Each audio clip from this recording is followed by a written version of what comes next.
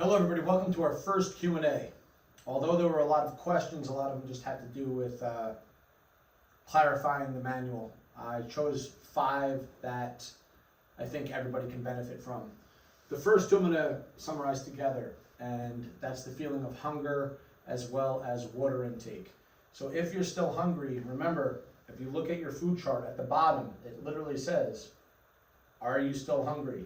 And it gives you suggestions. Number 1 is eat more protein. Number 2 is eat more veggies. Number 3 is choose those bonus carbs. If you go into the list of carbohydrates, it will say bonus carbs. So those would be resistant starches, where we're talking about sweet potatoes, Japanese yams, there's a bunch of them in there.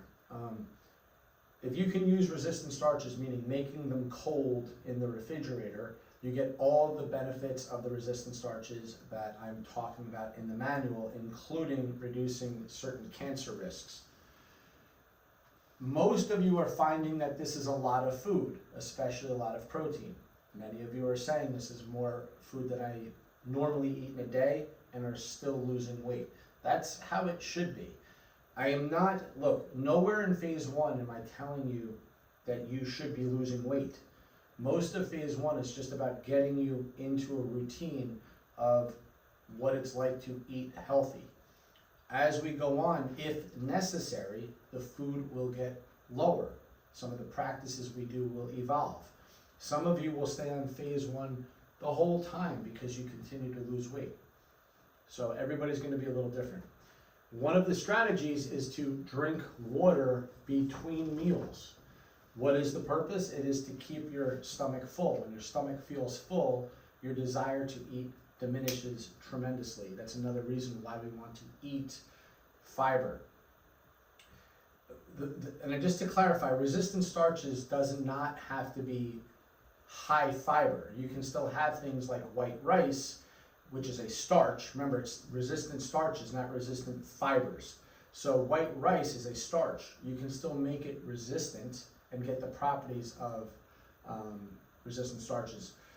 But I am telling you to increase fiber, and you can also make that resistant because most fibers are starches. So, so you would use that high fiber strategy to mitigate your hunger as well. How much water do you need? Well, as much as you need to not feel hungry. I'm not telling you that you have to drink a requisite amount of water, but if you're feeling hungry, you're also probably dehydrated. That's what we know from literature. But if you are drinking 2, 3, 4 liters of water a day and you're saying to me that that's hard for you, it would be hard for me too. I don't drink that much water in a day. Your body gets used to what the intake is. I would just tell you that as you upregulate your water intake, you want to make sure that you're increasing your sodium intake as well, meaning salting your food a little bit, because you need to maintain an electrolyte balance. That's another reason why I'm telling you to supplement with magnesium. Those of you that are on certain blood pressure medications, you should not dramatically increase your water intake, depending on the blood pressure medicine you're taking. So if you are on a blood pressure medication, just text it to me and I'll tell you, yeah, definitely don't try to dramatically increase your water intake.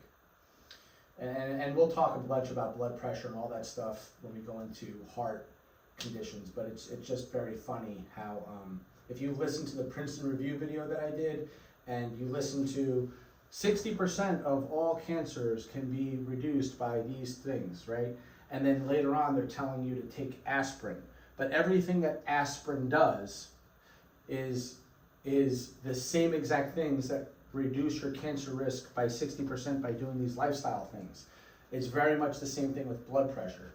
If I tell you, just do these things and watch what happens to your blood pressure, that's one of the reasons why I included the high potassium diet in there and all of those studies. That's just one example of how you can naturally lower your blood pressure efficaciously, peer-reviewed studies. There's a whole bunch of other strategies. But just like they're telling you to take the aspirin, and on the page before they're telling you that there's a 60% reduction in cancer, of all cancers, if you do these things, it's the same conversation with blood pressure and with most stuff. If you're a person who just wants to swallow a pill, you're doing the wrong program. If you want to actually learn how to fix stuff, you're doing the right program. Just implement what's being said. It will all make sense up here, and I will give you the evidence every single time. Glutathione supplement. Can you supplement with glutathione? They do make glutathione supplements, but I don't recommend supplementing with glutathione because glutathione tends to not pass the gut, meaning like stomach acid rips it apart. And that's why they make things like liposomal glutathione, trying to preserve the glutathione. You spend a lot of money on this supplement, and it's made up of cysteine, glutamate, and glycine. So it's the cysteine itself that is the rate limiting step, so to speak, meaning like you run low on cysteine before you run low on the other two. So if you want to supplement to increase your glutathione, you would take NAC, N-acetylcysteine. NAC became really popular during COVID, but we've talked about NAC way before COVID and its effect on glutathione status. But I don't recommend supplementing with NAC for long periods of time. If you think that you're somebody that needs to supplement your glutathione status, text me, tell me why you think you need to do that, as opposed to all the strategies laid out in the manual. That page that I sent you about glutathione are all of the strategies into the UTC to maximize your glutathione status. If you do those things, your glutathione status will be phenomenal. That's why that page is there. Look at these things. It's not just about losing weight, it's about your immune system, and it's about much, much more that the UTC is kind of smuggling into the program without you knowing, right? And as we go along, you're going to realize there's a real methodology that's unfolding in what I'm asking you to do. It's not just eat this to lose weight. It's do these things to be maximally healthy in every regard. Your heart, your digestion, your glutathione status, meaning your immune system, all these things. There was a question about blood work and what should be measured in your blood work. We're going to go into a lot on blood work when we talk about heart health stuff. It's already in the manual. If you want to skip ahead and read that, there's a whole bunch of stuff that I'm telling you to do in terms of blood work and testing, and we will get into that stuff. If you have other concerns, for example, like just yesterday, I had a brand new person come in, and just based on me talking to him and dealing with him, and there's a whole bunch of things that you can tell about a person after a while. But I asked him, I said, have you been checked for any autoimmune diseases? And he's like, wow, why did you say that? My doctor just tested me for them. And I explained to him why I said that. And he said, I just got the blood work back, a week or two ago. I haven't looked at it yet. I haven't gone to the doctor, so we looked at it together. And they measured very specific things for what they suspected that he has. So if you're somebody that suspects that you have something going on for some reason, I could tell you, yeah, you could check for X, Y, and Z, and here's what it means. What I do plan on doing this UTC is spending a lot of time on blood work without boring you. I want you to understand the most important things to look at for the average person, what they mean, why they're important, and I think you'll get a lot out of that. So I'm going to hold off on fully answering this question. But you can skip ahead and go to the heart health section if you really want to look at the heart health stuff. There's a question about exercise in terms of sets and reps. I'll answer this briefly because this is more of a phase 2 question. But if we look at what we do in the gym, you notice that there's generally a certain pace that we move. There's not a whole bunch of rest between sets, and the reason why is because I would like your heart rate around that 70% range as you move around. That is a zone that we'll talk about. So even when you're doing your strength training, you're in that 70-ish% range. At the same time, I don't want your heart rate at 100% or 90% while you're strength training, because it takes away from your ability to keep good form and activate the nervous system appropriately. When you're, that's not how you strength train. So you get a good sweat, you keep your heart rate up at about that 70% range, and you find a comfort zone in there in moving. And if your goal is to increase strength, you have to lift heavy weights. Technique matters most. So what you're doing is you're trying to improve your technique under a heavy load. That's essentially what's happening. So if let's just say I wanted to increase my bench press, what I would ideally do, I would pick a lift.